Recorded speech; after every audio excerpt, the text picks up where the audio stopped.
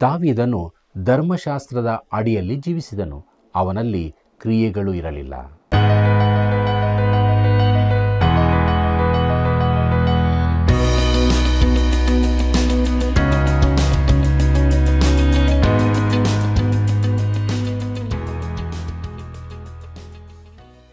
ದೈವಾನ್ವೇಷಣೆ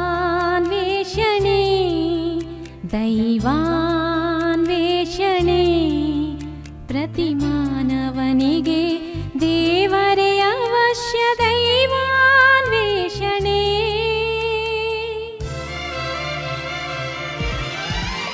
ದೈವಾನ್ವೇಷಣೆ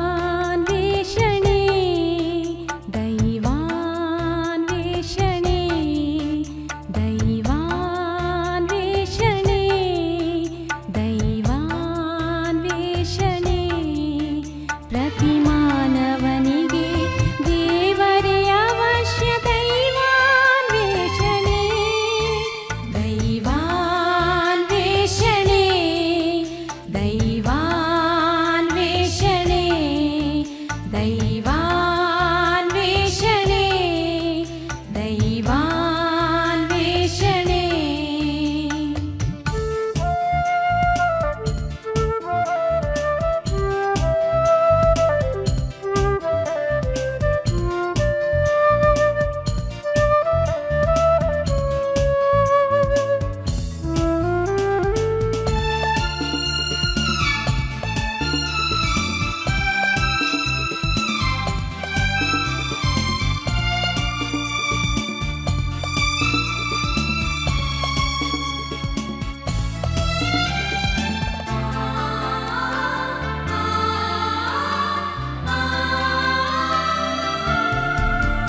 ಆಲಿಸಿ ಪ್ರಿಯರೇ, ಯೇಸುವೇ ರಕ್ಷಕ.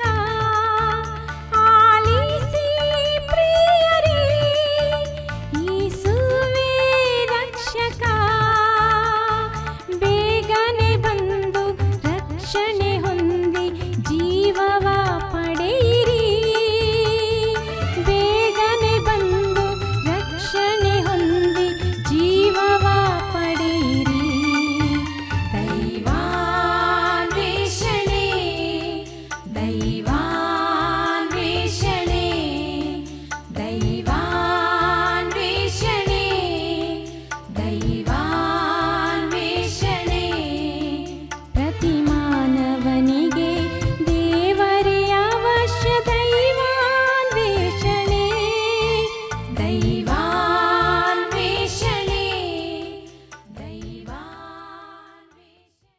ಕೆಲಸ ಮಾಡುವವನಿಗೆ ಬರುವ ಕೂಲಿಯು ದಯೆಯಿಂದ ದೊರಕುವಂಥದ್ದಲ್ಲ, ಅದು ಸಲ್ಲತಕ್ಕದ್ದೇ.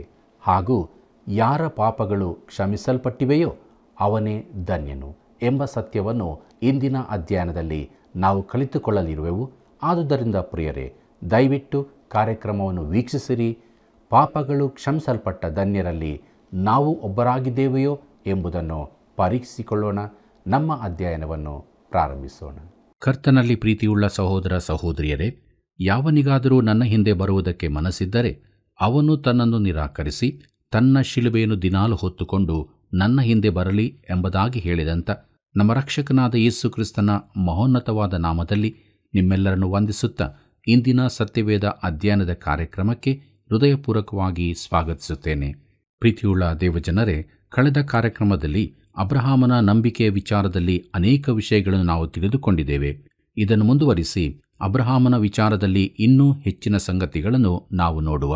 ಪ್ರಿಯರೇ, ಅಬ್ರಹಾಮನು ದೇವರೊಂದಿಗೆ ನನಗೆ ಏನು ಕೊಟ್ಟರೇನು, ನಾನು ಸಂತಾನವಿಲ್ಲದವನಾಗಿ ಹೋಗುವೆನು ಎಂದು ಹೇಳಿದಾಗ ದೇವರು ಅಬ್ರಹಾಮನಿಗೆ ಈ ವಾಗ್ದಾನವನ್ನು ಮಾಡಿದನು. ಆದಿಕಾಂಡ ಪುಸ್ತಕ 15ನೇ ಅಧ್ಯಾಯ 2ನೇ ವಚನದಲ್ಲಿ ಆ ವಾಗ್ದಾನದ ವಿಚಾರವು ಬರೆಯಲ್ಪಟ್ಟಿದೆ. ನೀವೆಲ್ಲರೂ ಅದನ್ನು ಓದಿಕೊಳ್ಳಬೇಕಾಗಿ ಕೇಳಿಕೊಳ್ಳುತ್ತೇನೆ. ಕರ್ತನಲ್ಲಿ ಪ್ರೀತಿಯುಳ್ಳ ದೇವಜನರೇ, ದೇವರು ಅವನ ಸಂತಾನವು ಆಕಾಶದ ನಕ್ಷತ್ರಗಳಷ್ಟಾಗುವುದು ಎಂಬ ಮಾತನ್ನಲ್ಲದೆ ಬೇರಾವ ಭರವಸೆಯನ್ನೂ ಕೊಡುವುದಿಲ್ಲ. ಅಂದರೆ ಅಬ್ರಹಾಮನು ದೇವರ ಮಾತನ್ನು ಸರಳವಾಗಿ ನಂಬಿದನು. ಅವನು ದೇವರ ಮಾತನ್ನು ಇದ್ದಕ್ಕಿದ್ದಂತೆ ಅಂಗೀಕರಿಸಿಕೊಂಡನು. ನ್ಯೂವೆಲ್ ಎಂಬವರು ಹೀಗೆ ಬರೆಯುತ್ತಾರೆ: ಸುಳ್ಳಾಡದ ದೇವರು ಹೇಳಿದ ಮಾತನ್ನು ನಂಬಿದರಲ್ಲಿ ಅಬ್ರಹಾಮನ ವಿಶೇಷತೆಯೇನೂ ಇಲ್ಲ. ಅದರ ಮಾನವೆಲ್ಲ ದೇವರದು ಎಂಬುದಾಗಿ. ಪ್ರಿಯರೇ, ಅಬ್ರಹಾಮನು ದೇವರನ್ನು ನಂಬಿದಾಗ ಮನುಷ್ಯನು ಏನು ಮಾಡದೆ ಮಾಡಬಹುದಾದ ಒಂದು ಸಂಗತಿಯನ್ನು ಮಾಡಿದನು. ದೇವರು ಮಾತನ್ನಾಡಿದನು, ವಾಗ್ದಾನ ಮಾಡಿದನು, ತಾನೇ ಅದನ್ನು ನೆರವೇರಿಸುತ್ತಾನೆಂಬುದಾಗಿ ಹೇಳಿದನು. ದೇವರು ಸತ್ಯವನ್ನಾಡಿದನೆಂದು ಅಬ್ರಹಾಮನು ತನ್ನ ಹೃದಯದಲ್ಲಿ ನಂಬಿದನು. ಇದರಲ್ಲಿ ಯಾವ ಹೆಚ್ಚಿನ ಪ್ರಯತ್ನವೂ ಇರುವುದಿಲ್ಲ. ಅಬ್ರಹಾಮನ ನಂಬಿಕೆಯು ಒಂದು ಕ್ರಿಯೆಯಾಗಿರದೆ ಅವನ ಮನೋವೃತ್ತಿ ಪ್ರತಿಕ್ರಿಯೆಯಾಗಿತ್ತು. ಅವನ ಹೃದಯವು ಆತನಿಂದ ದೂರವಾಗಿ ದೇವರ ಕಡೆಗೂ ದೇವರ ವಾಗ್ದಾನದ ಕಡೆಗೂ ತಿರುಗಿಕೊಂಡಿತು. ಇದರಿಂದಾಗಿ ದೇವರು ಆ ವಾಗ್ದಾನವನ್ನು ನೆರವೇರಿಸುವುದು ಸುಲಭವಾಯಿತು. ಕರ್ತನಲ್ಲಿ ಪ್ರಿಯರೇ, ನಂಬಿಕೆ ಎಂಬುದು ಅಬ್ರಹಾಮನ ಅರ್ಹತೆಯ ವಿಶೇಷ ಕಾರ್ಯವಾಗಲಿ ಅವನ ಗುಣ ಸ್ವಭಾವಗಳ ಬದಲಾವಣೆಯಾಗಲಿ ಆಗಿರಲಿಲ್ಲ. ದೇವರು ತಾನು ವಾಗ್ದಾನ ಮಾಡಿದ್ದನ್ನು ನೆರವೇರಿಸುತ್ತಾನೆಂದು ಅವನು ಸರಳವಾಗಿ ನಂಬಿದನು. ಆದಿಕಾಂಡ ಪುಸ್ತಕ 12ನೇ ಅಧ್ಯಾಯ 3ನೇ ವಚನದಲ್ಲಿ ನಾವು ಹೀಗೆ ಓದುತ್ತೇವೆ, ನಿನ್ನ ಮೂಲಕ ಭೂಲೋಕದ ಎಲ್ಲ ಕುಲದವರಿಗೂ ಆಶೀರ್ವಾದ ಉಂಟಾಗುವುದು ಎಂಬುದಾಗಿ. ಪ್ರಿಯರೇ, ಎಂಥ ಅದ್ಭುತವಾಗಿದೆಯಲ್ಲವೇ? ಅವನ ಲೆಕ್ಕಕ್ಕೆ ನೀತಿಯೆಂದು ಎಣಿಸಲ್ಪಟ್ಟಿತು. ದೇವರು ಅದನ್ನು ಅಬ್ರಹಾಮನ ಲೆಕ್ಕಕ್ಕೆ ಸೇರಿಸಿದನು. ಅದನ್ನು ಅವನ ಲೆಕ್ಕಕ್ಕೆ ನೀತಿ ಎಂಬುದಾಗಿ ಪರಿಗಣಿಸಿದನು. ಅದುವೇ ನೀತಿಯಾಗಿರಲಿಲ್ಲ, ಆದರೆ ದೇವರು ಅದನ್ನು ನೀತಿ ಎಂಬುದಾಗಿ ಪರಿಗಣಿಸಿದನು. ಹೌದು ಪ್ರಿಯರೇ, ದೇವರು ಎಷ್ಟು ಒಳ್ಳೆಯವನು ಎಂಬುದಾಗಿ ಈ ಮೂಲಕ ನಾವು ತಿಳಿದುಕೊಳ್ಳಬಹುದು. ರೋಮಾಪುರದವರಿಗೆ ಬರೆದ ಪತ್ರಿಕೆ 4ನೇ ಅಧ್ಯಾಯ 4 ಮತ್ತು 5ನೇ ವಚನವನ್ನು ಗಮನಿಸಿರಿ. ಅಲ್ಲಿ ಹೀಗೆ ಬರೆದದೆ, ಕೆಲಸ ಮಾಡಿದವನಿಗೆ ಬರುವ ಕೂಲಿಯು ದಯದಿಂದ ದೊರಕುವಂಥದೆಂದು ಎಣಿಕೆಯಾಗುವುದಿಲ್ಲ, ಅದು ಸಲ್ಲತಕ್ಕದ್ದೇ ಎಂದು ಎಣಿಕೆಯಾಗುವುದು. ಆದರೆ ಯಾವನು ಪುಣ್ಯಕ್ರಿಯೆಗಳನ್ನು ಮಾಡಿದವನಾಗಿರದೆ ಪಾಪಾತ್ಮರನ್ನು ನೀತಿವಂತರೆಂದು ನಿರ್ಣಯಿಸುವಾತನಲ್ಲಿ ನಂಬಿಕೆ ಇಡುತ್ತಾನೋ ಅವನ ನಂಬಿಕೆಯೇ ನೀತಿಯೆಂದು ಎಣಿಸಲ್ಪಡುವುದು ಎಂಬುದಾಗಿ. ಕರ್ತನಲ್ಲಿ ಪ್ರೀತಿಯುಳ್ಳ ಸಹೋದರ ಸಹೋದರಿಯರೇ, ಒಬ್ಬ ಕೆಲಸ ಮಾಡುವವನಿಗೆ ಅದಕ್ಕೆ ತಕ್ಕ ಕೂಲಿ ಕೊಡಲ್ಪಡುವುದು ಸಹಜವೇ ಆಗಿದೆ. ಒಬ್ಬನಿಗೆ ಕೆಲಸದ ಅವಧಿಗನುಸಾರವಾಗಿ ಇಲ್ಲವೇ ಕೆಲಸದ ರೀತಿಗನುಸಾರವಾಗಿ ಸಂಬಳ ಕೊಡಲ್ಪಡುತ್ತದೆ. ಅಬ್ರಹಾಮನು ಕೆಲಸದವನಲ್ಲ, ಅವನು ತನಗೆ ದೊರಕಿದ್ದಕ್ಕಾಗಿ ದುಡಿದಿರಲಿಲ್ಲ. ಅವನ ರಕ್ಷಣೆಯು ಒಂದೇ ಆಧಾರದಲ್ಲಿ ಕೊಡಲ್ಪಟ್ಟಿತು. ಅದು ಅವನ ಅರ್ಹತೆಯ ಆಧಾರದಲ್ಲಿ ಅಲ್ಲ, ದೇವರ ಕೃಪೆಯಿಂದಲೇ ಕೊಡಲ್ಪಟ್ಟಿತು. ಅವನು ದೇವರನ್ನು ನಂಬಿದನು. ಆದರೆ ಯಾವನು ಪುಣ್ಯಕ್ರಿಯೆಗಳನ್ನು ಮಾಡಿದವನಾಗಿರದೆ, ಅಂದರೆ ನೀನು ರಕ್ಷಣೆಯನ್ನು ಪಡೆಯಲಿಕ್ಕಾಗಿ ಏನನ್ನೂ ಮಾಡಲು ಸಾಧ್ಯವಿಲ್ಲ, ಆದರೆ ಅನೀತಿವಂತನನ್ನು ನೀತಿವಂತನೆಂದು ಘೋಷಿಸುವ ದೇವರನ್ನು ನಂಬುವುದು ಮುಖ್ಯ, ಮತ್ತು ದೇವರು ರಕ್ಷಿಸುವುದು ಇಂಥ ಅನೀತಿವಂತರನ್ನೇ. ಹಾಗಾದರೆ ದೇವರು ಒಳ್ಳೆಯವರನ್ನು ರಕ್ಷಿಸುವುದಿಲ್ಲವೋ ಎಂದು ನೀವು ಕೇಳಬಹುದು. ಪ್ರಿಯರೇ, ನಿಮಗೆ ಯಾರಾದರೂ ತಿಳಿದವರಿದ್ದಾರೋ? ದೇವರು ಒಳ್ಳೆಯವರನ್ನು ರಕ್ಷಿಸುತ್ತಾನೆ. ಆದರೆ ನಾವು ಈಗಾಗಲೇ ನೋಡಿದಂತೆ ಸತ್ಯವೇದವು ಹೇಳುತ್ತದೆ, ಒಳ್ಳೆಯವನು ಇಲ್ಲ, ಒಬ್ಬನಾದರೂ ಇಲ್ಲ ಎಂಬುದಾಗಿ. ಇದು ದೇವರ ಮಾನದಂಡಕ್ಕನುಸಾರವಾಗಿ ಹೊರತು ನಿನ್ನ ಮಾನದಂಡಕ್ಕನುಸಾರವಾಗಿ ಅಲ್ಲ. ಒಳ್ಳೆಯವನೆಂದು ನೀನು ಯಾರನ್ನಾದರೂ ಹೆಸರಿಸುವುದಾದರೆ ನೀನು ದೇವರನ್ನು ಸುಳ್ಳುಗಾರರನ್ನಾಗಿ ಮಾಡುತ್ತಿ. ನೀನು ಇದಕ್ಕೆ ಸಿದ್ಧನಿದ್ದೀಯೋ? ಮತ್ತು ನೀನು ಹೇಳಿದ್ದನ್ನು ನಿರೂಪಿಸಲು ಸಿದ್ಧನಾಗಿರಬೇಕು. ಪ್ರೀತಿಯುಳ್ಳ ದೇವಜನರೇ, ಅವನ ನಂಬಿಕೆಯೇ ನೀತಿ ಎಂದು ಎಣಿಸಲ್ಪಡುವುದು ಎಂಬುದಾಗಿ ನೋಡುವಾಗ ನಂಬಿಕೆಯ ಷರ್ತ ಮಾತ್ರ ಇರುತ್ತದೆ. ದೇವರು ಕ್ರಿಯೆಗಳಿಗೆ ಬದಲಾಗಿ ನಂಬಿಕೆಯನ್ನು ಒಪ್ಪಿಕೊಳ್ಳುತ್ತಾನೆ. ನಂಬಿಕೆಯಲ್ಲಿ ಯಾವ ಅರ್ಹತೆಯೂ ಇರುವುದಿಲ್ಲ, ಆದರೆ ದೇವರು ಉಚಿತವಾಗಿ ದಯಪಾಲಿಸುವಂಥದ್ದನ್ನು ಸ್ವೀಕರಿಸುವುದಕ್ಕೆ ಅದೊಂದೇ ಮಾರ್ಗ ಇದೆ. ನಂಬಿಕೆಯು ದೇವರಿಗೆ ಮರ್ಯಾದೆ ಕೊಡುತ್ತದೆ ಮತ್ತು ಮನುಷ್ಯನಿಗೆ ನೀತಿವಂತಿಕೆಯನ್ನು ಒದಗಿಸಿಕೊಡುತ್ತದೆ. ದೇವರು ಅಬ್ರಹಾಮನ ಲೆಕ್ಕಕ್ಕೆ ನೀತಿವಂತಿಕೆಯನ್ನು ಸೇರಿಸಿದನು. ಅವನ ನಂಬಿಕೆಯು ಅವನು ಅರ್ಹತೆ ಹೊಂದಿರದನ್ನು ದೇವರಿಂದಾಗುವ ನೀತಿಯನ್ನು ಒದಗಿಸಿತು. ಇದು ಬಹಳ ಪ್ರಾಮುಖ್ಯವಾದದ್ದು. ನಮ್ಮ ನಂಬಿಕೆ ಹೇಗಿದೆ ಪ್ರಿಯರೇ? ನಮ್ಮನ್ನು ನಾವು ಪರೀಕ್ಷೆ ಮಾಡಿಕೊಳ್ಳೋಣವ? ಮುಂದಕ್ಕೆ ನಾವು ದಾವೀದನ ಬಗ್ಗೆ ನೋಡೋಣ. ರೋಮಾಪುರದವರಿಗೆ ಬರೆದ ಪತ್ರಿಕೆ 4ನೇ ಅಧ್ಯಾಯ 6ನೇ ವಚನವನ್ನು ಗಮನಿಸಿರಿ. ಅಲ್ಲಿ ಹೀಗೆ ನೋಡುತ್ತೇವೆ, ದೇವರು ಯಾವನನ್ನು ಪುಣ್ಯ ಕ್ರಿಯೆಗಳಿಲ್ಲದೆ ನೀತಿವಂತನೆಂದು ಎಣಿಸುತ್ತಾನೋ ಅವನು ಧನ್ಯನೆಂದು ದಾವೀದನು ಸಹ ಹೇಳುತ್ತಾನೆ ಎಂಬುದಾಗಿ. ಕರ್ತನಲ್ಲಿ ಪ್ರಿಯರೇ, ದಾವೀದನು ಧರ್ಮಶಾಸ್ತ್ರದ ಅಡಿಯಲ್ಲಿ ಜೀವಿಸಿದವನು. ಅಬ್ರಹಾಮನು ಹಾಗಲ್ಲ. ಯಾಕಂದರೆ ಅವನ ಜೀವಿತಾವಧಿಯಲ್ಲಿ ಯಾವ ಧರ್ಮಶಾಸ್ತ್ರವೂ ಕೊಡಲ್ಪಟ್ಟಿರಲಿಲ್ಲ. ಸುಮಾರು 400 ವರ್ಷಗಳ ಬಳಿಕ ಮೋಶೆಯ ಧರ್ಮಶಾಸ್ತ್ರ ನಿಯಮಗಳು ಅಸ್ತಿತ್ವಕ್ಕೆ ಬಂದವು. ದಾವೀದನು ಧರ್ಮಶಾಸ್ತ್ರಾನುಸಾರವಾಗಿ ಜೀವಿಸಿದರೂ ಅವನಿಗೆ ಧರ್ಮಶಾಸ್ತ್ರಕ್ಕನುಸಾರವಾಗಿ ರಕ್ಷಣೆ ದೊರಕಲು ಸಾಧ್ಯವಿರಲಿಲ್ಲ. ಆದ್ದರಿಂದ ಕ್ರಿಯೆಗಳಿಲ್ಲದೆ ನೀತಿವಂತಿಕೆ ದೊರಕುವುದರ ಭಾಗ್ಯವನ್ನು ದಾವೀದನು ವಿವರಿಸುತ್ತಾನೆ. ಯಾಕಂದರೆ ದಾವೀದನಲ್ಲಿ ಕ್ರಿಯೆಗಳು ಇರಲಿಲ್ಲ, ಅವನಲ್ಲಿದ್ದ ಕ್ರಿಯೆಗಳೆಲ್ಲವೂ ಕೆಟ್ಟವುಗಳಾಗಿದ್ದವು. ಆದ್ದರಿಂದ ನೀತಿಯು ಕ್ರಿಯೆಗಳಿಂದ ಪ್ರತ್ಯೇಕವಾದದ್ದು, ಬೇರೆಯೇ ಆದದ್ದು ಆಗಿರುತ್ತದೆ. ನೀತಿಯು ಪೂರ್ಣವಾಗಿ ಬೇರೆಯೇ ನಿಯಮದಿಂದ ದೊರಕಬೇಕಾಗಿದೆ. ಪ್ರಿಯರೇ, ಮುಂದಕ್ಕೆ ನಾವು ನೋಡೋಣ. ರೋಮಾಪುರದವರಿಗೆ ಬರೆದ ಪತ್ರಿಕೆ 4ನೇ ಅಧ್ಯಾಯ 7ನೇ ವಚನವನ್ನು. ಅಲ್ಲಿ ಹೀಗೆ ನೋಡುತ್ತೇವೆ: ಯಾರ ಅಪರಾಧಗಳು ಪರಿಹಾರವಾಗಿವೆಯೋ, ಯಾರ ಪಾಪಗಳು ಕ್ಷಮಿಸಲ್ಪಟ್ಟಿವೆಯೋ ಅವರೇ ಧನ್ಯರು ಎಂಬುದಾಗಿ. ಪ್ರಿಯರೇ, ಇದು ಕೀರ್ತನೆ 32, 1 ಮತ್ತು 2ನೇ ವಚನಗಳ ಮಾತಾಗಿದೆ ಮತ್ತು 51ನೇ ಕೀರ್ತನೆಯಂತಿದೆ. ಈ ವಚನಗಳು ದಾವೀದನ ಮಹಾಪಾಪದ ಬಳಿಕ ಅವನು ಮಾಡಿದ ಪಾಪದರಿಕೆ ಹಾಗೂ ನಂತರದ ದೇವರ ಸ್ವೀಕಾರದಿಂದ ಬಂದದ್ದು. ಯಾರ ಪಾಪಗಳು ಕ್ಷಮಿಸಲ್ಪಟ್ಟಿವೆಯೋ ಅವರು ಧನ್ಯರು ಎಂಬುದಾಗಿ ನೋಡುವಾಗ, ನೀನು ಈ ಧನ್ಯರಲ್ಲಿ ಒಬ್ಬನಾಗಿದ್ದೀಯೋ? ನಾನು ಅದರಲ್ಲಿ ಸೇರಿರುವುದಕ್ಕಾಗಿ ಸಂತೋಷಿಸುತ್ತೇನೆ. ಧನ್ಯನು ಅಂದರೆ ಮಹಿಮೆಯ ಅದ್ಭುತವಾದ ಪಾಪಗಳು ಕ್ಷಮಿಸಲ್ಪಟ್ಟ ಸಂತಸದಲ್ಲಿರುವ ಅನುಭವವಾಗಿದೆ. ಇದು ಬಹು ಉತ್ತಮವಾದ ಮಾತಾಗಿದೆ. ದಾವೀದನು ಇದನ್ನು ಅನುಭವ ಮಾಡಿಕೊಂಡಿದ್ದನು. ನಾವೆಲ್ಲರೂ ಇದೇ ಅನುಭವದಲ್ಲಿ ಮುಂದೆ ಸಾಗಬೇಕೆಂಬುದು ದೇವರ ಬಯಕೆಯಾಗಿದೆ. ಪ್ರಿಯರೇ, ಕರ್ತನಲ್ಲಿ ಪ್ರಿಯರೇ, ಪಾಪವೆಂದರೇನು? ಪಾಪವೆಂದರೆ ಕಾನೂನಿಗೆ ವಿರುದ್ಧವಾದದ್ದು. ದಾವೀದನು ತಿಳಿದು ಕಾನೂನನ್ನು ಉಲ್ಲಂಘನೆ ಮಾಡಿದ್ದನು. ಅವನು ತಿಳಿಯದೆ ಅದನ್ನು ಮಾಡಿದ್ದಲ್ಲ, ತಾನು ಮಾಡಿದ್ದೇನೆಂದು ಅವನಿಗೆ ಗೊತ್ತಿತ್ತು ಮತ್ತು ಅವನಿಗೆ ಕ್ಷಮೆ ದೊರಕಿತು. ಕ್ಷಮಿಸಲ್ಪಡುವುದು ಅಂದರೆ ಪಾಪಗಳು ಸಂಪೂರ್ಣವಾಗಿ ಬಿಡಲ್ಪಡುವ ಕ್ರಿಯೆಯಾಗಿದೆ. ಒಬ್ಬ ಕಠಿಣ ನ್ಯಾಯಾಧೀಶನು ಕೆಲವು ಸಂದರ್ಭಗಳಲ್ಲಿ ಅಪರಾಧಗಳನ್ನು ಕ್ಷಮಿಸಬಹುದು. ಆದರೆ ಇಲ್ಲಿನ ಮಾತಿನ ಅರ್ಥ ಪಾಪಿಯನ್ನು ತನ್ನ ಕೈಗಳಲ್ಲಿ ತೆಗೆದುಕೊಂಡು ಪ್ರೀತಿ ಮಮತೆಗಳಿಂದ ಸ್ವೀಕರಿಸುವುದರಲ್ಲಿನ ದೇವರ ಮೃದುತ್ವವನ್ನು ತಿಳಿಸುತ್ತದೆ. ಹೇಗೆಂದರೆ ಯೇಸು ಕ್ರಿಸ್ತನು ತನ್ನ ರಕ್ತವನ್ನು ಸುರಿಸಿ ಪ್ರಾಣ ಕೊಟ್ಟಿರುವುದರಿಂದಲೇ.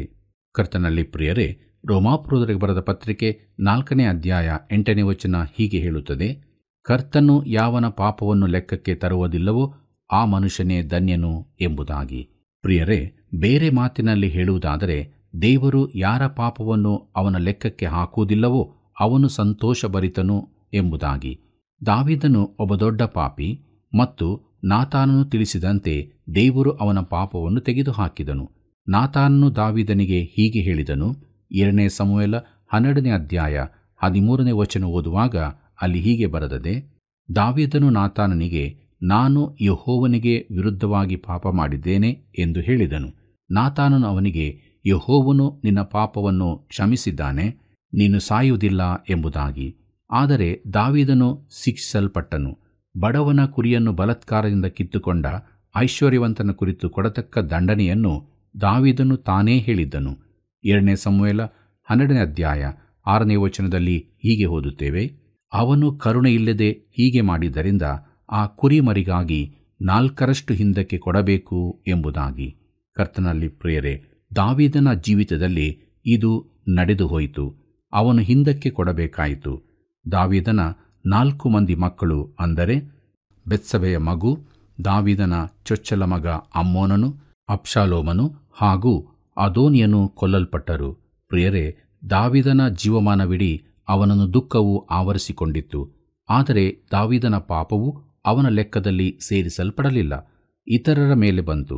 ಆದ್ದರಿಂದ ಕರ್ತನು ಯಾವನ ಪಾಪವನ್ನು ಲೆಕ್ಕಕ್ಕೆ ತರುವುದಿಲ್ಲವೋ ಅವನು ಧನ್ಯನು ಎಂಬುದಾಗಿ ದಾವೀದನು ಹೇಳಿದರಲ್ಲಿ ಆಶ್ಚರ್ಯವಿಲ್ಲ. ನಾನಿನ್ನನೆ ಪ್ರೀತಿಸುವೆ, ನಾನಿನ್ನನೆ ಪ್ರೀತಿಸುವೆ, ನಾನಿನ್ನನೆ ಪ್ರೀತಿಸುವೆ. ಹಿಂತಿರುಗೇನು ನಾ ನಿನ್ ಸನ್ನಿಧಿಯೊಳ್ ಸೇರಿ ನಾನು ನಿನ್ ಮಾರ್ಗದೊಳು ನಡೆಯುವೆ. ಕಷ್ಟ ದುಃಖ ಬಂದರು ಹಿಂತಿರುಗೇನು ನಾ ನಿನ್ ಸನ್ನಿಧಿಯೊಳ್ ಸೇರಿ ನಾನು ನಿನ್ ಮಾರ್ಗದೊಳು ನಡೆಯುವೆ. ಕಷ್ಟ ದುಃಖ ಬಂದರು ಹಿಂತಿರುಗಿಲು ನಾ.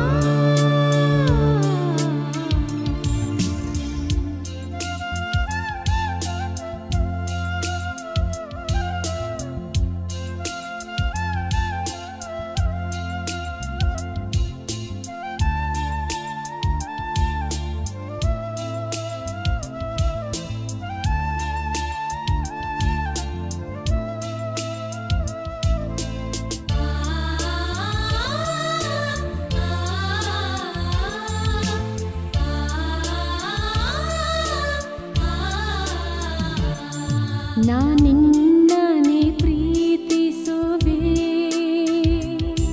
ನಾನಿನ್ನನೆ ಪ್ರೀತಿಸುವೆ, ನಾನಿನ್ನನೆ ಪ್ರೀತಿಸುವೆ. ಹಿಂತಿರುಗೆನು ನಾ ನಿನ್ ಸನ್ನಿಧಿಯೊಳ್ ಸೇರಿ ನಾನು ನಿನ್ ಮಾರ್ಗದೊಳು ನಡೆಯುವೆ.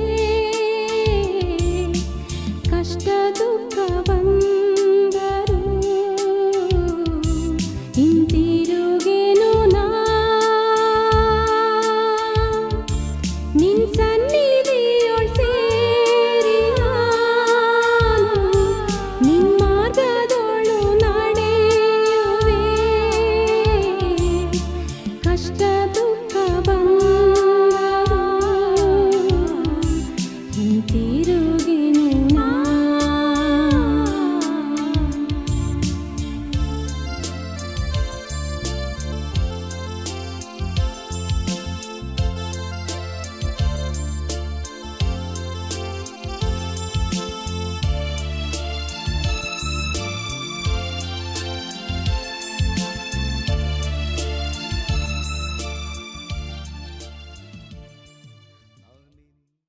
ಪ್ರೀತಿಯುಳ್ಳ ದೇವಜನರೇ, ಮುಂದಕ್ಕೆ ನಾವು ನೋಡೋಣ ಅಬ್ರಹಾಮನು ನಂಬಿಕೆಯಿಂದ ನೀತಿವಂತನಾದದ್ದು ಎಂಬುದಾಗಿ. ರೋಮಾಪುರದವರಿಗೆ ಬರೆದ ಪತ್ರಿಕೆ 4ನೇ ಅಧ್ಯಾಯ 9ನೇ ವಚನವನ್ನು ಗಮನಿಸಿರಿ.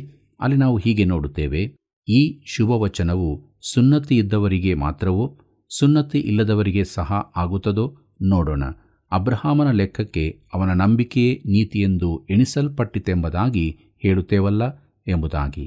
ಕರ್ತನಲ್ಲಿ ಪ್ರೇರೆ, ವಾದವು ಪುನಃ ಅಬ್ರಹಾಮನೆಡೆಗೆ ತಿರುಗಿದ್ದು ನೀತಿ ನಿರ್ಣಯವು ಸಾರ್ವತ್ರಿಕವಾದದ್ದೆಂದು ತೋರಿಸುವುದಾಗಿದೆ. ಧರ್ಮಶಾಸ್ತ್ರಾಧೀನನಾದವನು ಕ್ಷಮಿಸಲ್ಪಟ್ಟವನಾಗಿ ಆ ಸಂತೋಷದ ಕುರಿತಾಗಿ ದಾವೀದನು ಹೇಳಿರುವುದರಿಂದ ಯಹೂದ್ಯರ ಉತ್ತರವೇನೆಂದರೆ, ದಾವೀದನು ಸುನ್ನತಿ ಹೊಂದಿದವನು, ಆದ್ದರಿಂದ ಸುನ್ನತಿಯವನಿಗೆ ಮಾತ್ರ ಈ ಸಂತೋಷ ಸಿಗಬಹುದು ಎಂದು. ಆದ್ದರಿಂದ ಪೌಲನು ಪುನಃ ಅಬ್ರಹಾಮನ ಉದಾಹರಣೆ ತೆಗೆದುಕೊಂಡು ಅಬ್ರಹಾಮನು ಧರ್ಮಶಾಸ್ತ್ರ ಕೊಡಲ್ಪಡುವ ಮೊದಲು ಹಾಗೂ ಸುನ್ನತಿ ಹೊಂದುವ ಮೊದಲು ನೀತಿ ನಿರ್ಣಯ ಹೊಂದಿದ್ದನೆಂದು ತೋರಿಸುತ್ತಾನೆ. ರೋಮಾಪುರದವರಿಗೆ ಬರೆದ ಪತ್ರಿಕೆ 4ನೇ ಅಧ್ಯಾಯ 10ನೇ ವಚನ ಹೀಗೆ ಹೇಳುತ್ತದೆ, ಅದು ಯಾವಾಗ ಎಣಿಸಲ್ಪಟ್ಟಿತು? ಅವನಿಗೆ ಸುನ್ನತಿಯಾದ ಮೇಲೆಯೋ ಸುನ್ನತಿಯಾಗುವುದಕ್ಕೆ ಮೊದಲೋ? ಸುನ್ನತಿಯಾದ ಮೇಲೆ ಅಲ್ಲ, ಸುನ್ನತಿಯಾಗುವುದಕ್ಕೆ ಮೊದಲೇ ಎಣಿಸಲ್ಪಟ್ಟಿತು ಎಂಬುದಾಗಿ. ಪ್ರೀತಿಯುಳ್ಳ ದೇವಜನರೇ, ಅಬ್ರಹಾಮನೊಂದಿಗೆ ದೇವರು ಯಾವ ಒಡಂಬಡಿಕೆ ಮಾಡಿಕೊಳ್ಳುವ ಮೊದಲೇ ದೇವರು ಅವನಿಗೆ ವಾಗ್ದಾನ ಮಾಡಿದನು. ಆದರೆ ತಾನು ಹಾಗೆ ಮಾಡುತ್ತೇನೆಂದು ಹೇಳಿದ್ದು ಮಾತ್ರ ಅಬ್ರಹಾಮನು ದೇವರ ಮಾತನ್ನು ನಂಬಿದನು. ಕರ್ತನಲ್ಲಿ ಪ್ರಿಯರೇ, ರೋಮಾಪುರದವರಿಗೆ ಬರೆದ ಪತ್ರಿಕೆ 4ನೇ ಅಧ್ಯಾಯ 11ನೇ ವಚನದಿಂದ 13ನೇ ವಚನದವರೆಗೆ ಗಮನಿಸಿರಿ. ಅಲ್ಲಿ ಹೀಗೆ ಬರೆದದೆ, ಆಮೇಲೆ ಸುನ್ನತಿ ಎಂಬ ಸಂಸ್ಕಾರವನ್ನು ಗುರುತಾಗಿ ಹೊಂದಿದನು. ಇದು ಸುನ್ನತಿಯಾಗುವುದಕ್ಕೆ ಮೊದಲೇ ಅವನಿಗಿದ್ದ ನಂಬಿಕೆಯಿಂದಾದ ನೀತಿಗೆ ಮುದ್ರೆಯಾಗಿತ್ತು. ಹೀಗಿರುವುದರಿಂದ ಅವನು ನಂಬುವವರೆಲ್ಲರಿಗೂ ಅವರು ಸುನ್ನತಿ ಇಲ್ಲದವರಾದಾಗ್ಯೂ ಮೂಲ ತಂದೆಯಾದನು. ಅವರು ನೀತಿವಂತರೆಂದು ಎಣಿಸಲ್ಪಡುವರು. ಇದಲ್ಲದೆ ಸುನ್ನತಿಯವರಲ್ಲಿ ಯಾರ್ಯಾರು ಸುನ್ನತಿ ಹೊಂದಿದ್ದಲ್ಲದೆ ನಮ್ಮ ಪಿತೃವಾಗಿರುವ ಅಬ್ರಹಾಮನಿಗೆ ಸುನ್ನತಿಯಾಗುವುದಕ್ಕೆ ಮುಂಚೆ ಇದ್ದ ನಂಬಿಕೆಯ ಹೆಜ್ಜೆಗಳನ್ನು ಹಿಡಿದು ನಡೆಯುತ್ತಾರೋ ಅವರಿಗೆ ಸಹ ಮೂಲ ತಂದೆಯಾಗಿದ್ದಾನೆ. ನೀನು ಲೋಕಕ್ಕೆ ಬಾಧ್ಯನಾಗುವಿ ಎಂಬ ವಾಗ್ದಾನವು ಅಬ್ರಹಾಮನಿಗಾಗಲಿ ಅವನ ಸಂತತಿಯವರಿಗಾಗಲಿ ಧರ್ಮಶಾಸ್ತ್ರದಿಂದ ಆದದ್ದಲ್ಲ, ನಂಬಿಕೆ ಎಂಬ ನೀತಿಯಿಂದ ಆದದ್ದೇ ಎಂಬುದಾಗಿ. ಕರ್ತನಲ್ಲಿ ಪ್ರಿಯರೇ, ಸುನ್ನತಿಯ ಸಂಸ್ಕಾರವು ನೇಮಕಗೊಳ್ಳುವ ತುಂಬಾ ಮೊದಲೇ ದೇವರು ಅಬ್ರಹಾಮನಿಗೆ ಆ ವಾಗ್ದಾನವನ್ನು ಮಾಡಿದನು. ಅಬ್ರಹಾಮನು ದೇವರನ್ನು ನಂಬಿದನು ಅಷ್ಟೇ. ಪ್ರೀತಿಯುಳ್ಳ ಸಹೋದರ ಸಹೋದರಿಯರೇ, ರೋಮಾಪುರದವರಿಗೆ ಬರೆದ ಪತ್ರಿಕೆ 4ನೇ ಅಧ್ಯಾಯ 14ನೇ ವಚನದಿಂದ 16ನೇ ವಚನದವರೆಗೆ ಓದುವಾಗ ಅಲ್ಲಿ ನಾವು ಹೀಗೆ ನೋಡುತ್ತೇವೆ. ಧರ್ಮಶಾಸ್ತ್ರದವರು ಬಾಧ್ಯರಾಗಿದ್ದರೆ ನಂಬಿಕೆಯು ವ್ಯರ್ಥವಾಯಿತು, ವಾಗ್ದಾನವು ಬರಿದಾಯಿತು. ಯಾಕೆಂದರೆ ಧರ್ಮಶಾಸ್ತ್ರವು ಜನರನ್ನು ದೇವರ ಕೋಪಕ್ಕೆ ಗುರಿ ಮಾಡುವಂಥದ್ದು. ಧರ್ಮಶಾಸ್ತ್ರವಿಲ್ಲದ ಪಕ್ಷದಲ್ಲಿ ಮೀರೋಣವೆಂಬುದು ಇಲ್ಲ. ಆದ ಕಾರಣ ಆ ಬಾಧ್ಯತೆಯು ಕೃಪೆಯಿಂದಲೇ ದೊರೆಯುವಂಥದ್ದಾಗಿರುವಂತೆ ಅದು ನಂಬಿಕೆಯ ಮೂಲಕ ಸಿಕ್ಕುತ್ತದೆ. ಹೀಗೆ ಆ ವಾಗ್ದಾನವು ಅಬ್ರಹಾಮನ ಸಂತತಿಯವರೆಲ್ಲರಿಗೂ, ಅಂದರೆ ಧರ್ಮಶಾಸ್ತ್ರವನ್ನು ಆಧಾರ ಮಾಡಿಕೊಂಡವರಿಗೆ ಮಾತ್ರವಲ್ಲದೆ ಅಬ್ರಹಾಮನಲ್ಲಿದ್ದಂಥ ನಂಬಿಕೆಯುಳ್ಳವರಿಗೆ ಸಹ ಸ್ಥಿರವಾಗಿ ನಿಲ್ಲುವುದು ಎಂಬುದಾಗಿ. ಪ್ರೀತಿಯುಳ್ಳ ದೇವಜನರೇ, ದೇವರು ಕೇವಲ ನಂಬಿಕೆಯಿಂದಾಗಿಯೇ ಅಬ್ರಹಾಮನನ್ನು ರಕ್ಷಿಸಿದನು. ಇನ್ನೊಂದು ಸಂಗತಿಯನ್ನು ಇಲ್ಲಿ ಗಮನಿಸಿರಿ. ಅಬ್ರಹಾಮನು ನಿಜವಾಗಿಯೂ ಪುನರುತ್ಥಾನದಲ್ಲಿ ನಂಬಿಕೆ ಇಟ್ಟದರಿಂದಲೇ ನೀತಿ ನಿರ್ಣಯ ಹೊಂದಿದನು. ರೋಮಾಪುರದವರಿಗೆ ಬರೆದ ಪತ್ರಿಕೆ 4ನೇ ಅಧ್ಯಾಯ 19ನೇ ವಚನ ಹೀಗೆ ಹೇಳುತ್ತದೆ: ಅವನು ಹೆಚ್ಚು ಕಡಿಮೆ 100 ವರ್ಷದವನಾಗಿದ್ದು ತನ್ನ ದೇಹವು ಆಗಲೇ ಮೃತಪ್ರಾಯವಾಯಿತೆಂದು, ಸಾರಳಿಗೆ ಗರ್ಭಕಾಲ ಕಳೆದು ಹೋಯಿತೆಂದು ಯೋಚಿಸಿದಾಗ್ಯೂ ಅವನ ನಂಬಿಕೆಯು ಕುಂದಲಿಲ್ಲ ಎಂಬುದಾಗಿ. ಪ್ರೀತಿಯುಳ್ಳ ಸಹೋದರ ಸಹೋದರಿಯರೇ, ನಂಬಿಕೆಯಲ್ಲಿ ಯಾವ ಅರ್ಹತೆಯೂ ಇರುವುದಿಲ್ಲ. ಅಬ್ರಹಾಮನು ನಂಬುವಂತಹ ಯಾವ ಸಂಗತಿಯೂ ಅವನ ಸುತ್ತ ಇರಲಿಲ್ಲ. ಅವನು ಕಾಣತಕ್ಕ, ಮುಟ್ಟಿ ಅನುಭವಿಸತಕ್ಕ ಯಾವುದೂ ಇರಲಿಲ್ಲ. ಅವನು ಮಾಡಿದ್ದೊಂದೇ ದೇವರನ್ನು ನಂಬಿದ್ದು ಮಾತ್ರ. ಅದು ಪ್ರಾಮುಖ್ಯವಾದದ್ದು. ನಮ್ಮ ಜೀವಿತದಲ್ಲಿ ಕೂಡ ಇದೇ ಬಹಳ ಪ್ರಾಮುಖ್ಯವಾದದ್ದು. ಮುಂದಕ್ಕೆ ನೋಡೋಣ. ರೋಮಾಪುರದವರಿಗೆ ಬರೆದ ಪತ್ರಿಕೆ 4ನೇ ಅಧ್ಯಾಯ 20ನೇ ವಚನವನ್ನು ಅಲ್ಲಿ ಹೀಗೆ ನೋಡುತ್ತೇವೆ: ದೇವರು ಮಾಡಿದ ವಾಗ್ದಾನದ ವಿಷಯದಲ್ಲಿ ಅವನು ಅಪನಂಬಿಕೆಯಿಂದ ಚಂಚಲ ಚಿತ್ತನಾಗಲಿಲ್ಲ ಎಂಬುದಾಗಿ. ಕರ್ತನಲ್ಲಿ ಪ್ರಿಯರೇ, ಅವನು 2 ಮನಸ್ಸಿನವನಾಗಿರಲಿಲ್ಲ. ಇಲ್ಲಿನ ಮುಖ್ಯ ವಿಚಾರ ಇದೇ ಆಗಿದೆ. ಅವನು ತನ್ನ ಪರಿಸ್ಥಿತಿಗಳಿಂದಾಚೆಗೆ ವಾಗ್ದಾನದ ಕಡೆಗೆ ನೋಡಿದನು. ಪರಿಸ್ಥಿತಿಗಳು ವಿರುದ್ಧವಾಗಿದ್ದರೂ ಅವನು ವಾಗ್ದಾನವನ್ನು ನಂಬಿದನು. ವಾಗ್ದಾನ ಮಾಡಿದಾತನಿಗೋಸ್ಕರ ಅವನು ಆ ವಾಗ್ದಾನದ ಮೇಲೆ ಭರವಸವಿಟ್ಟನು. ಹೀಗೆ ದೇವರಿಗೆ ಮಹಿಮೆ ಸಲ್ಲಿಸಿದನು. ಮಾನವನು ದೇವರನ್ನು ಆರಾಧಿಸುವುದಕ್ಕೋಸ್ಕರ ಸೃಷ್ಟಿಸಲ್ಪಟ್ಟಿದ್ದಾನೆ. ಆದರೆ ಅವಿಧೇಯನಾದ ಮಾನವನು ಅದಕ್ಕೆ ವಿರುದ್ಧವಾದುದನ್ನು ಮಾಡಿದನು. ಮತ್ತು ನಾವು ದೇವರನ್ನು ಮಹಿಮೆಪಡಿಸುವ ಒಂದೇ ಮಾರ್ಗವೆಂದರೆ ಆತನನ್ನು ನಂಬುವುದೇ ಆಗಿದೆ. ರೋಮಾಪುರದವರಿಗೆ ಬರೆದ ಪತ್ರಿಕೆ 4ನೇ ಅಧ್ಯಾಯ 21ನೇ ವಚನವನ್ನು ಗಮನಿಸಿರಿ. ಅಲ್ಲಿ ನಾವು ಹೀಗೆ ನೋಡುತ್ತೇವೆ: ದೇವರನ್ನು ಘನಪಡಿಸುವವನಾಗಿ ಆತನು ತನ್ನ ವಾಗ್ದಾನವನ್ನು ನೆರವೇರಿಸುವುದಕ್ಕೆ ಸಮರ್ಥನೆಂದು ಪೂರಾ ಭರವಸವಿಟ್ಟು ದೃಢ ನಂಬಿಕೆಯುಳ್ಳವನಾದನು ಎಂಬುದಾಗಿ. ಕರ್ತನಲ್ಲಿ ಪ್ರಿಯರೇ, ಪೂರಾ ಭರವಸವಿಟ್ಟು ಅಂದರೆ ಹೃದಯ ತುಂಬ ನಂಬಿಕೆಯಿದ್ದು ಎಂದು.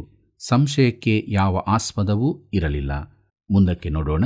ರೋಮಾಪುರದವರಿಗೆ ಬರೆದ ಪತ್ರಿಕೆ 4ನೇ ಅಧ್ಯಾಯ 22ನೇ ವಚನವನ್ನು ಅಲ್ಲಿ ಹೀಗೆ ಬರೆದದೆ: ಆದುದರಿಂದ ಆ ನಂಬಿಕೆಯು ಅವನ ಲೆಕ್ಕಕ್ಕೆ ನೀತಿಯೆಂದು ಎಣಿಸಲ್ಪಟ್ಟಿತು ಎಂಬುದಾಗಿ.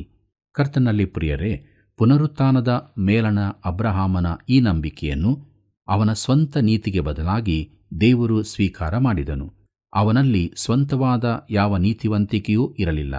ಮರಣಪ್ರಾಯವಾದ ಸಾರಳ ಗರ್ಭದಿಂದ ಒಬ್ಬ ಮಗನನ್ನು ಎಬ್ಬಿಸುವೆನೆಂದು ದೇವರ ವಾಗ್ದಾನವನ್ನು ನಂಬಿದ್ದಕ್ಕಾಗಿ ದೇವರು ಅಬ್ರಹಾಮನನ್ನು ನೀತಿವಂತನೆಂದು ಘೋಷಿಸಿದನು.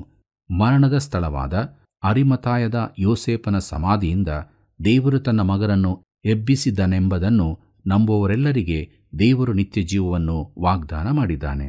ಪ್ರೀತಿಯುಳ್ಳ ದೇವಜನರೇ, ರೋಮಾಪುರದವರಿಗೆ ಬರೆದ ಪತ್ರಿಕೆ 4ನೇ ಅಧ್ಯಾಯ 23 ಮತ್ತು 24ನೇ ವಚನವನ್ನು ಗಮನಿಸಿರಿ. ಅಲ್ಲಿ ನಾವು ಹೀಗೆ ನೋಡುತ್ತೇವೆ: ಆದರೆ ಅದು ಅವನ ಲೆಕ್ಕಕ್ಕೆ ನೀತಿಯೆಂದು ಎಣಿಸಲ್ಪಟ್ಟಿತೆಂಬುದು ಅವನಿಗೋಸ್ಕರ ಮಾತ್ರವಲ್ಲ, ನಮಗೋಸ್ಕರವೂ ಬರೆದಿರುವುದು. ನಮ್ಮ ಕರ್ತನಾದ ಯೇಸುವನ್ನು ಸತ್ತವರೊಳಗಿಂದ ಎಬ್ಬಿಸಿದ ದೇವರನ್ನು ನಂಬುವ ನಮಗೂ ನಂಬಿಕೆಯು ನೀತಿಯೆಂದು ಎಣಿಸಲ್ಪಡುವುದು ಎಂಬುದಾಗಿ. ಕರ್ತನಲ್ಲಿ ಪ್ರೀತಿಯುಳ್ಳ ದೇವಜನರೇ, ಸಾರಳ ಗರ್ಭವು ಸಮಾಧಿಯಂತಿತ್ತು. ಅದು ಮರಣದ ಸ್ಥಳವಾಗಿತ್ತು. ಆದರೆ ಅದರಿಂದ ಜೀವವು ಹೊರಬಂತು. ಅಬ್ರಹಾಮನು ದೇವರನ್ನು ನಂಬಿದನು. ಯೋಹಾನ ಬರೆದ ಸುವಾರ್ತೆ 8ನೇ ಅಧ್ಯಾಯ 56ನೇ ವಚನದಲ್ಲಿ ನಾವು ಹೀಗೆ ಓದುತ್ತೇವೆ: ನಿಮ್ಮ ಮೂಲ ಪುರುಷನಾದ ಅಬ್ರಹಾಮನು ನನ್ನ ದಿನವನ್ನು ತಾನು ನೋಡೇನೆಂದು ಉಲ್ಲಾಸಪಟ್ಟನು, ಅದನ್ನು ನೋಡಿ ಸಂತೋಷಗೊಂಡನು ಅಂದನು. ಪ್ರಿಯರೇ, ಯೇಸು ಇದನ್ನು ಹೇಳಿದ್ದು ಇದಕ್ಕಾಗಿಯೇ. ಪ್ರೀತಿಯುಳ್ಳ ದೇವಜನರೇ, ಕೊನೆಯದಾಗಿ ನಾವು ರೋಮಾಪುರದವರಿಗೆ ಬರೆದ ಪತ್ರಿಕೆ 4ನೇ ಅಧ್ಯಾಯ 25ನೇ ವಚನವನ್ನು ಗಮನಿಸೋಣ. ಅಲ್ಲಿ ನಾವು ಹೀಗೆ ನೋಡುತ್ತೇವೆ: ದೇವರು ಆತನನ್ನು ನಮ್ಮ ಅಪರಾಧಗಳ ನಿಮಿತ್ತ ಮರಣಕ್ಕೆ ಒಪ್ಪಿಸಿಕೊಟ್ಟು ನಮಗೆ ನೀತಿವಂತರೆಂಬ ನಿರ್ಣಯವು ಉಂಟಾಗುವ ನಿಮಿತ್ತ ಜೀವದಿಂದ ಎಬ್ಬಿಸಿದನು ಎಂಬುದಾಗಿ. ಕರ್ತನಲ್ಲಿ ಪ್ರಿಯರೇ, ಇದು ಯೇಸು ಕ್ರಿಸ್ತನ ಮರಣದ ಮೇಲಣ ನಂಬಿಕೆ ಮಾತ್ರವಲ್ಲ, ಆತನ ಪುನರುತ್ಥಾನದ ಮೇಲೆ ಸಹ. ಮ್ಯಾಥ್ಯೂ ಹೆನ್ರಿ ಅವರು ಇದನ್ನು ಹೀಗೆ ಹೇಳಿದ್ದಾರೆ: ಕ್ರಿಸ್ತನ ಮರಣದ ಮೂಲಕ ಆತನು ನಮ್ಮ ಸಾಲವನ್ನು ತೀರಿಸಿದನು, ಆತನ ಪುನರುತ್ಥಾನದಲ್ಲಿ ನಮ್ಮ ವಿಮೋಚನೆಯನ್ನು ಕೊಂಡುಕೊಂಡನು ಎಂಬುದಾಗಿ. ಪ್ರಿಯರೇ, ಯೇಸು ಕ್ರಿಸ್ತನ ಮರಣ ಪುನರುತ್ಥಾನಗಳಲ್ಲಿ ನಂಬಿಕೆ ಇಡುವವರನ್ನು ದೇವರು ನೀತಿವಂತನೆಂದು ನಿರ್ಣಯಿಸುತ್ತಾನೆ. ಇದು ಎಂಥ ಅದ್ಭುತ ಸಂಗತಿಯಾಗಿದೆ ಅಲ್ಲವೇ? ನೀನು ದೇವರೊಂದಿಗೆ ಇಷ್ಟು ದೂರ ಹೋಗಿದ್ದೀಯೋ, ಆತನನ್ನು ನಂಬಿದೆಯೋ? ಪ್ರೀತಿಯುಳ್ಳ ಸಹೋದರ ಸಹೋದರಿಯರೇ, ನಮ್ಮ ನಂಬಿಕೆಯ ಜೀವಿತದಲ್ಲಿ ನಾವು ಹೇಗೆ ಇರುವೆವು? ದೇವರೊಂದಿಗೆ ಅನ್ಯೋನ್ಯತೆಯಲ್ಲಿರಬೇಕೆಂದು ಯೇಸು ಕ್ರಿಸ್ತನನ್ನು ದೇವರು ಮರಣ ವೇದನೆಗಳಿಂದ ಎಬ್ಬಿಸಿ ನಾವು ಆತನ ಮೂಲಕ ನೀತಿವಂತರಾಗುವಂತೆ ಮಾಡಿದನು. ಆದುದರಿಂದ ಪ್ರಿಯರೇ, ನಮ್ಮ ಧ್ಯಾನವನ್ನು ಮುಗಿಸುವಾಗ ನಮ್ಮ ಒಂದೇ ಒಂದು ಜೀವಿತದಲ್ಲಿ ಯೇಸು ಕ್ರಿಸ್ತನ ಮರಣ ಪುನರುತ್ಥಾನದ ಮೇಲೆ ನಂಬಿಕೆ ಇಡುವವರಾಗಬೇಕು ಎಂಬುದಾಗಿ ದೇವರ ವಾಕ್ಯವು ನಮಗೆ ಬೋಧಿಸುತ್ತದೆ. ಆದ್ದರಿಂದ ದೇವರೊಂದಿಗೆ ನಡೆಯುವ ನಮ್ಮ ಜೀವಿತದಲ್ಲಿ ಪರಲೋಕ ರಾಜ್ಯದ ಬಾಧ್ಯತೆಯ ಜೀವಿತವನ್ನು ನಾವು ಮಾಡುವಂತೆ ದೇವರು ನಮಗೆ ತನ್ನ ಕೃಪಾವರಗಳನ್ನು ಅನುಗ್ರಹಿಸಲಿ. ಹೀಗಾಗುವಂತೆ ದೇವರು ತಾನೇ ನಮ್ಮೆಲ್ಲರನ್ನು ಬಲಪಡಿಸಿ ತನ್ನ ಕೃಪೆಯಿಂದ ನಡೆಸಲಿ. ಪಾಪವೆಂದರೇನು? ಕಾನೂನಿಗೆ ವಿರುದ್ಧವಾದದ್ದನ್ನು ದಾವೀದನು ತಿಳಿದು ಕಾನೂನನ್ನು ಉಲ್ಲಂಘನೆ ಮಾಡಿದ್ದನು. ಅವನಿಗೆ ಶಿಕ್ಷೆಯೊಂದಿಗೆ ಕ್ಷಮಾಪಣೆ ಸಿಕ್ಕಿತು. ನಾವು ಕೂಡ ಬೇಕೆಂದು ಪಾಪ ಮಾಡುತ್ತೇವೆ. ನಮ್ಮ ಪಾಪದ ಬಿಡುಗಡೆಗಾಗಿ ರಕ್ಷಕನನ್ನು ದೃಷ್ಟಿಸೋಣ. ದೇವರ ದಂಡನೆಯನ್ನು ತಪ್ಪಿಸಿಕೊಂಡು ಕ್ಷಮಾಪಣೆ ಹೊಂದಿಕೊಳ್ಳಲು ಆತನ ಕರುಣೆಗೆ ಪಾತ್ರರಾಗೋಣ. ಜಾಗ್ರತೆಯಿಂದಿರೋಣ, ಎಚ್ಚರವಾಗಿರೋಣ. ಪ್ರಿಯರೇ, ಕ್ರಿಸ್ತ ನಂಬಿಕೆಯನ್ನು ಕಾಪಾಡಿಕೊಳ್ಳೋಣ. ಬನ್ನಿರಿ, ಪ್ರಾರ್ಥನೆ ಮಾಡೋಣ. ಪ್ರಿಯ ರಕ್ಷಕನೇ, ಇದ್ದಂಥ ಸ್ಥಿತಿಯಲ್ಲಿ ನಿನ್ನ ಪಾದ ಬಳಿಗೆ ಬಂದಿದ್ದೇವೆ. ನೀನು ನಮ್ಮನ್ನು ದೃಷ್ಟಿಸುವಾಗ ನಮ್ಮಲ್ಲಿ ಯಾವ ಒಳ್ಳೆಯತನವೂ ಇಲ್ಲ ಸ್ವಾಮಿ. ನಮ್ಮನ್ನು ಕರುಣಿಸು, ನಮ್ಮನ್ನು ಶುದ್ಧೀಕರಿಸು, ನಿನ್ನ ವಾಕ್ಯದಿಂದ ತುಂಬಿಸಿ ಪಾಪ ಪರಿಹಾರದ ನಿಶ್ಚಯತ್ವದಲ್ಲಿ ನಾವು ಮುಂದೆ ಸಾಗುವುದಕ್ಕೆ ಸಹಾಯ ಮಾಡು. ತಂದೆಯಾದ ದೇವರೇ, ನಮ್ಮ ವೀಕ್ಷಕರನ್ನು ಕರುಣಿಸು. ಅವರ ಕಷ್ಟಗಳು, ಸಮಸ್ಯೆಗಳು, ಕಣ್ಣೀರು, ದುಃಖಗಳು, ಬಂಧನಗಳು ಇವುಗಳಿಂದ ಪರಿಪೂರ್ಣವಾದ ಬಿಡುಗಡೆಯನ್ನು ಪ್ರತಿಯೊಬ್ಬರಿಗೆ ಅನುಗ್ರಹಿಸು. ಎಲ್ಲರೂ ನಿನ್ನಿಂದ ಪಾಪ ಕ್ಷಮಾಪಣೆಯನ್ನು ಹೊಂದಿಕೊಂಡವರಾಗಿ ನಿರೀಕ್ಷೆಯ ಜೀವಿತದಲ್ಲಿ ಜೀವಿಸುವಂತೆ ಸಹಾಯ ಮಾಡು. ಯೇಸುವಿನ ನಾಮದಲ್ಲಿ ಬೇಡಿದ್ದೇವೆ ತಂದೆಯೇ, ಆಮೆನ್. ಪ್ರಿಯರೇ, ದೇವರ ಕೃಪಾ ಹಸ್ತದಲ್ಲಿ ನಾವಿರುವಾಗ ಇತರರನ್ನು ಆತನ ಸನ್ನಿಧಿಗೆ ತರಲು ಪ್ರಯತ್ನಿಸೋಣ. ತಪ್ಪದೆ ಕರೆ ಮಾಡಿರಿ. ಕರ್ತನ ಕೃಪೆಯು ಸದಾ ನಿಮ್ಮ ಸಂಗಡ ಇರಲಿ.